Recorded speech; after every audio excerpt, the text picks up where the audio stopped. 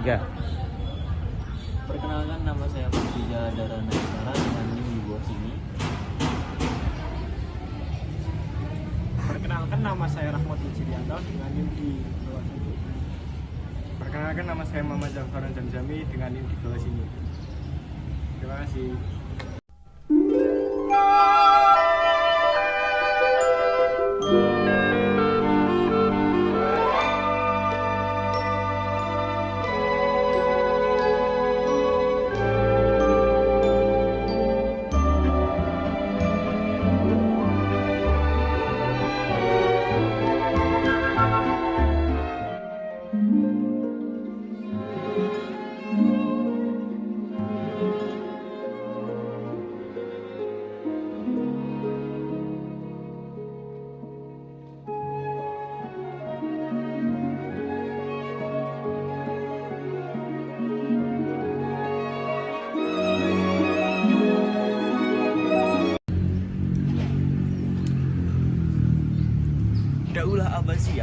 Daulah Abbasiyah berdiri selama 5 abad ya teman-teman.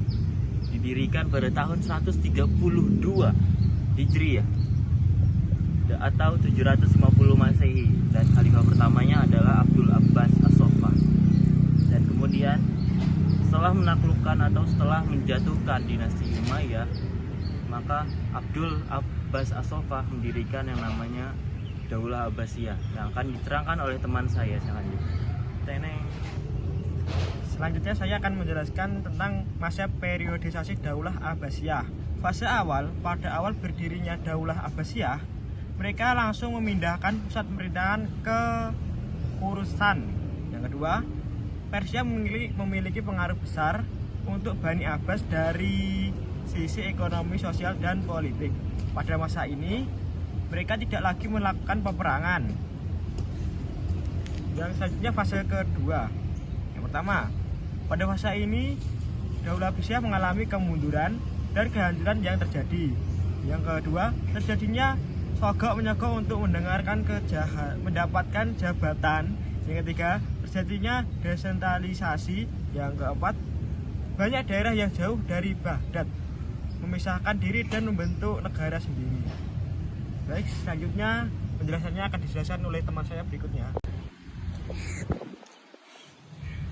Terus adapun kemajuan dan kejayaan Daulah Abbasiyah itu dimulai dari tahun 750 sampai 128. Terus ada beberapa kemajuan dan faktor kejayaannya itu kayak melalui ilmu pengetahuan, terus adapun kemajuan ekonomi dan perdagangan, terus perkembangan kesenian dan arsitektur, terus kebijakan pemerintah yang stabil dan kebijakan toleransi.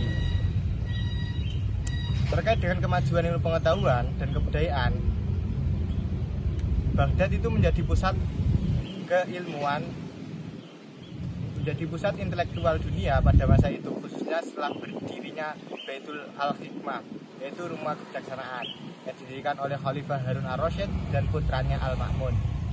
Terus banyak di Baghdad itu banyak ilmuwan yang terkenal.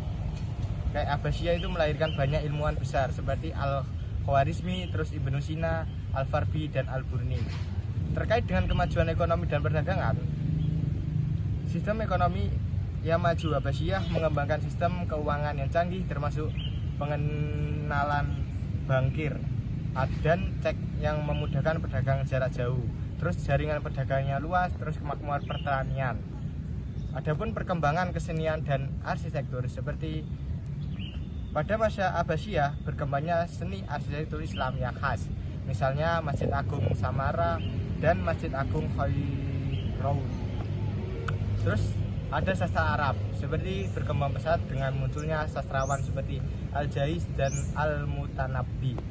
Terus kebijakan pemerintah yang stabil, sistem birokrasi terorganisir. Abbasiyah mewarisi dan memperbaiki sistem administrasi dari dinasti Persia yang membantu mereka mengelola wilayah luas secara efisien. Terus militer yang kuat. Pada awal kejayaan, Abbasiyah memiliki kekuatan militer yang sangat kuat, terutama pada masa Khalifah Harun Ar-Rasyid dan Al-Ma'mun. Terus kebijakan toleransi. Pendekatan multikultural Abbasiyah menunjukkan toleransi terhadap berbagai budaya dan agama yang memungkinkan interaksi budaya antar umat Islam, Kristen, Yahudi, dan lainnya. Namun, meskipun banyak kemajuan, Daulah Abbasiyah juga menghadapi tantangan seperti konflik internal, pemberontakan, dan invasi dari luar, yang pada akhirnya menyebabkan kemunduran terutama setelah serangan Mongol pada 1258 yang menghancurkan Baghdad dan mengakhiri kekuasaan Abbasiyah. Terima kasih. Selain Abdul Abbas As-Sofa, ada lagi khalifah-khalifah selanjutnya yang akan ditampilkan di tangan saya. Tadang. Nah,